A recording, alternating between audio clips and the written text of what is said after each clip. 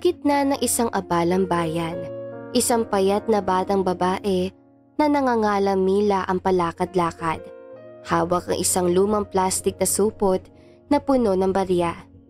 Sa kanyang maruming damit at magulong buhok, kitang-kita ang pagkabahala sa kanyang muka habang paulit-ulit siyang humihingi ng tulong sa mga nagdaraang tao. "Maawa na po kayo! Ang nanay ko po may sakit! Tulungan niyo po kami!" Umiiyak niyang pakiusap.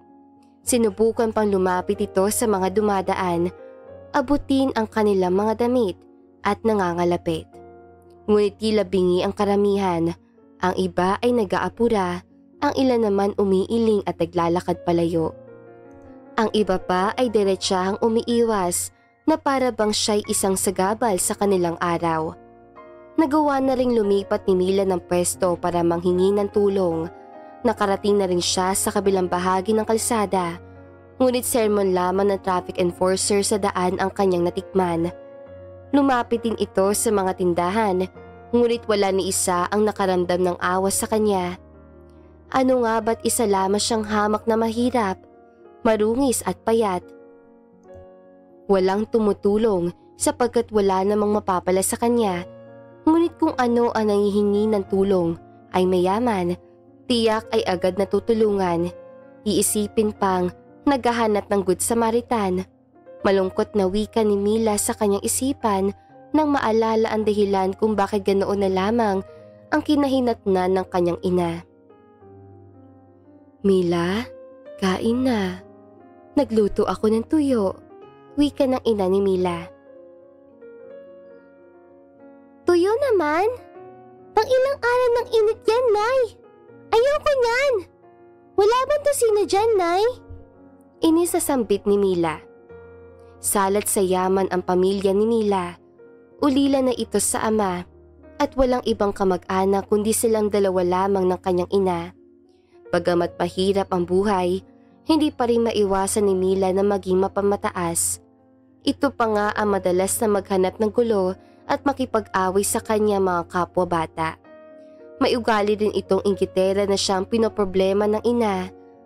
Dahil kasi sa pagiging inggitera nito at kagustuhan na sunod sa uso, ay namimilit itong mag-ulam na masarap kahit hindi nila ito kakayaning paggagastusan.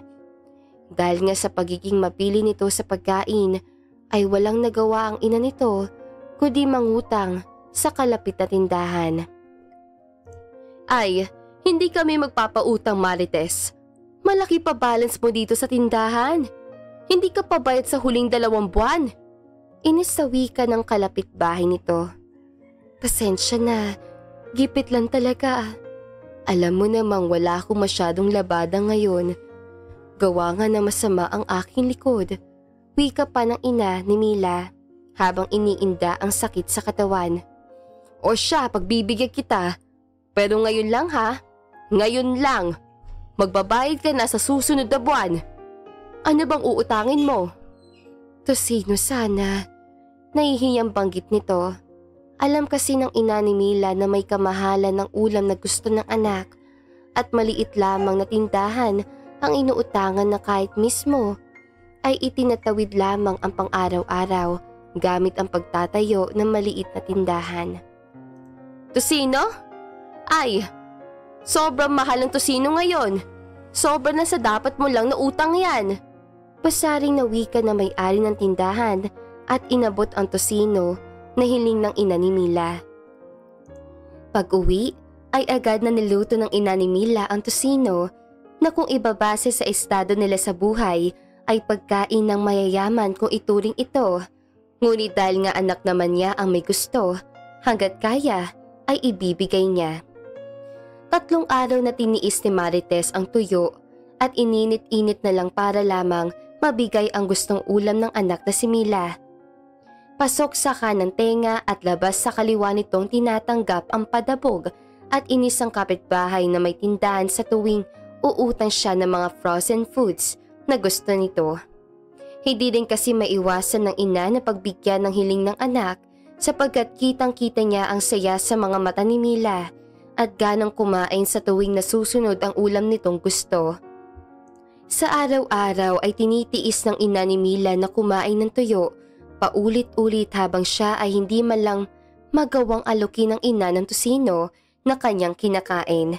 Bagkus ay tinatago pa niya ito sa ilalim ng kanyang kanin para hindi maagawan ng ina. Hindi naman ito masisisi ng ina kung bakit ganoon na lamang ang ugali ng anak. Pinagsisihan din kasi nito na hindi niya nagawang bigyan ng magandang buhay ang nag-iisang anak nila ng kanyang yumaong asawa, na di tulad ng ibang bata ay hindi nito nakukuha ang gusto na hindi na kinailangan pang humingi. Sa pangatlong araw na pagkain nito ng lumang tuyo ay tila iba na ang pakiramdam ng ina dito, habang ang anak naman na si Mila ay takam na takam sa kanyang tusino. Kinagabihan ay panay ang suka ng ina ni Mila. Inaapoy na rin ito ng lagnat. Kinabukasan ay humupa na ang lagnat nito, ngunit hindi na ito natapos sa pagsusuka. Hindi naman ito magawang dalhin ng ina sa doktor dahil sa wala silang sapat na salapi pambayad. Sinubukan din itong mangutang sa kapitbahay ng pampagamot, ngunit tinanggihan lamang sila nito dahil malaki na raw ang utang nila sa tindahan. Lumipas ang ilang araw at lalo pang nangangayat na ng husto ang mag-ina. Tanging mais na bigas na lamang ang kanilang kinakain at walang kahit na anong ulam na pwedeng magpalasa ng laman ng kanilang tiyan. Ang ina niya rin ay nanunuyo na kakasuka at kakapainom niya ng tubig lang at walang kahit na anong gamot. Kaya naman, napagpasyahan na nitong pumunta sa bayan para manghingi ng tulong. Sa kasalukuyan, mabilis sa lumipas ang oras at unti-unti nang nawawalan ng pag-asa si Mila sa paghahanap na makakatulong sa kanyang may sakit na ina. Pauwi na sana ito para maghanap ng ibang paraan o pwedeng panlunas sa bundok na pwedeng makagamot sa ina. Nang sa wakas isang may edad ng lalaki ang napahinto sa kanyang sigaw, nakabarong siya. Ang kanyang buhok ay puti na at may dala siyang maletang pandoktor. Sa unang tingin pa lang, halatang sanay na siya sa mga ganitong sitwasyon. Iha, anong nangyari sa nanay mo? Tanong ng lalaki habang bahagyang yumuko upang mapantayan ang kanyang tangkad. Napaluha si Mila sa pag-asa. Doktor po ba kayo? Ang nanay ko po, nilalagnat na po ng matagal. Tapos hindi na po siya makakain. Nasa bahay lang po siya. Baka po mamatay na siya. Tumango ang lalaki, baka sa kanyang mga mata ang malasakit. Oo, doktor ako. Sige, dalhin mo ako sa bahay ninyo. Agad na hinila ni Mila ang doktor papunta sa kanilang bahay. Isang maliit na baro-barong sa gilid ng riles ng tren. Sa loob, nakita ng doktor ang isang babaeng payat, nakahiga sa banig at halos walang malay. May maliit na mangkok na sabaw sa tabi niya na hindi man lang nabawasan. Kaagad niyang inilabas ang kanyang stethoscope at mga gamit. Habang sinusuri ang pasyente, naroon si Mila sa gilid, mahigpit na nakahawak sa kanyang palad. Puno ng kaba at pag-asa ang kanyang mga mata. Doktor, mailigtas niyo po ba siya? Halos pabulong niyang tanong. Ngumiti ang doktor, kahit baka sa kanyang muka ang pag-aalala. Gagawin ko ang lahat na makakaya ko, Iha. Huwag kang mag-alala. Habang ginagamot ang doktor ang ina ni Mila, nagsimula siya magtanong tungkol sa kanilang buhay. Iha, wala ba kayong kamag-anak na maaaring makatulong? Tanong niya habang nilalapatan ng gamot ang ina. Umiling si Mila. Wala na po.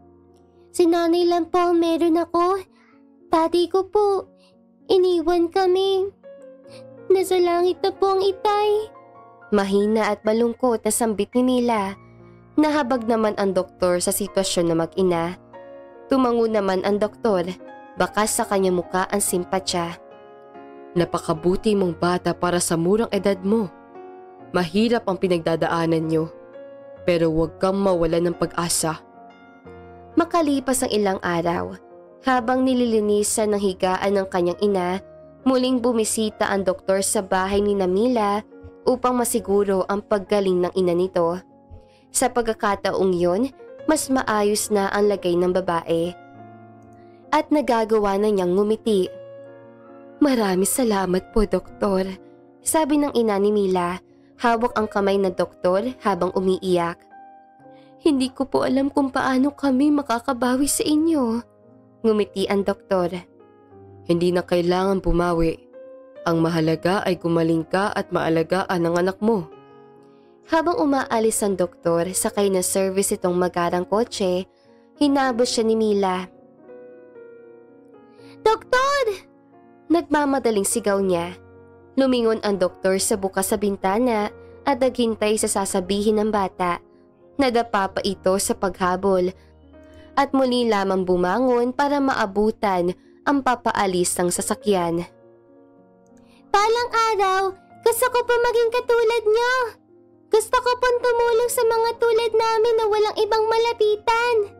Nakangiting sigaw nito habang kinakaway ang kamay sa senyas na pagpapaalam. Ngumiti ang doktor, baka sa kanyang mukha ang saya. Kaya mo yan, Mila. Huwag kang titigil sa pangarap mo. Basta't may pusong handang tumulong, magiging doktor ka rin balang araw. Mula noon ay nagbago ang ugali ni Mila. Natuto na itong magpakumbaba at intindihin ang sitwasyon ng kanilang buhay. Mas nagpursige na rin ito sa buhay. Bumalik na rin sa paglalabada ang ina ni Mila na tinutulungan niya tuwing umuuwi galing sa eskwela. Nagkaroon rin si Mila ng bago inspirasyon kung bakit kailangan niya makapagtapos. Pagdating ng high school ay nagtatrabaho na rin si Mila sa bayan para matustusan ang kanyang pag-aaral. Sumasideline siya sa bakery kapag Sabado at sa tindahan naman ng isda tuwing Linggo. Pinapasalubungan din niya ng iba't ibang tinapay ang kanyang ina pag-uwi at hinihilot ito hanggang makatulog tuwing walang labada na kailangan tapusin ito. Nakaramdam kasi ito ng pagsisisi sa nangyaring kapabayaan niya sa ina. Muntik na itong kunin sa kanya. Kaya naman siya ay talagang nagpupursige para maalagaan na mabuti ang ina. Lumipas ang maraming taon at si Mila ay hindi tumigil sa pagtupad ng kanyang pangarap. Sa kabila ng hirap ng buhay, nagpursige siya sa pag-aaral. Nagsumikap siya sa kolehiyo, kumuha ng scholarship at kalaunan ay nakapasa sa medical na paaralan. Sa kanyang puso, ang inspirasyon mula sa doktor na tumulong sa kanya ay nagbigay sa kanya ng lakas. Isang araw, habang nasa ospital na siya bilang isang ganap na doktor, tinawag siya ng kanyang supervisor para gamutin ang isang bagong pasyente. Nang pumasok siya sa silid, nagulat siya sa kanyang nakita. Ang pasyente ay walang iba kundi ang doktor na tumulong sa kanyang ina noon. "Doktor?" tanong ni Mila na hindi makapaniwala. Napatingin ang matanda at ngumiti. Bagamat mahina na, hindi niya makakalimutan ang mukha ng batang babae na minsang humingi ng tulong sa kanya. "Mila? Ikaw ba yan?" Tumango si Mila, bakas sa kanyang muka ang emosyon. "Ako po, doktor. Salamat po sa lahat ng ginawa niyo noon. Kung hindi dahil sa inyo, hindi ko mararating ang lugar na ito." Ngumiti ang doktor, puno ng pagmamalaki. "Hindi ko inakala na ikaw ang magiging doktor ko balang araw. Napakaganda ng buhay na natulungan mong baguhin." Niyakap ni Mila ang doktor. "Salamat po sa inspirasyon. Pangako ko po, ipagpapatuloy ko ang inyong ginagawa para sa iba." Sa araw na yun, muling nagtagpo ang dalawang buhay na minsang pinag-isa ng malasakit. Sa kanilang puso, ang pagtulong sa kapwa ay patuloy na magpapasa ng liwanag at pag-asa sa mundo. "Ma, are you okay?" Sampit ng anak ni Mila. "Yes, anak," sagot naman ni Mila na namumugto pa ang mata. "Stop crying," wika na ngayon ay anak ni Mila. Nakapangasawa ng isa ring doktor si Mila. at nakapagpagawa pa ng maayos sa bahay kasama ang kanyang inay. Hindi na ito dating labandera at lalong hindi na nila pa kailangang umutang para makain ang mga gusto nila. Maraming taon ang lumipas, nakapagpatayo si Mia ng mga klinik sa iba't ibang bahagi ng kanilang bayan. Nagbigay ng libreng gamot at libreng check-up lalo na sa mga kapos.